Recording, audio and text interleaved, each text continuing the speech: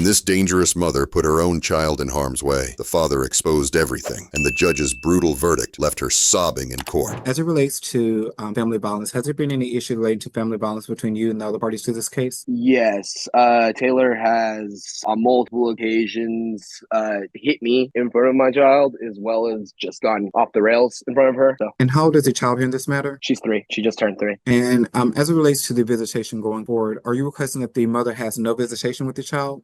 Yes. On one stipulation is I would let her see my kid if she would take a hair follicle test, because I know that she's faked UAs before. So, and if she can pass a hair follicle test and not fail for, I mean, then all right, we'll start talking about it. But until that day comes, I'd like to keep my child away from her. Has your mother ever endangered the child here in this matter in any form or fashion? Multiple times in multiple ways, yes. And when was the last issue, sir? The last time that she got in a car wreck with my child in the car, when her and her boyfriend were messed up, though, and then they fled the scene of the car accident. So Now, as it relates to the contested issue, which is the issue of family violence and the issue of visitation, has there been any issue relating to family violence between you and the other party to this case within the last 2 years? Yes, there has. The issue being I was under the influence of alcohol. That was when she was less than a year old. And that's not excusing the behavior. That is inappropriate behavior. But it's something that I never hit him again after that. And I'm not sure that's why he is saying those things.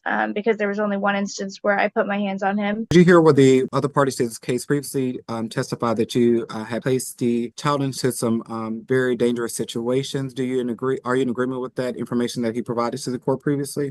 Yes, I am, and those are also in the same time frame. What I had tried to do was only tried to leave the driveway, and I drove into a ditch, and the police were called to the scene, and I was taken to Terrell State Hospital, and I was given a 72-hour hold. My daughter was put in danger, yes, but I did not drive any far.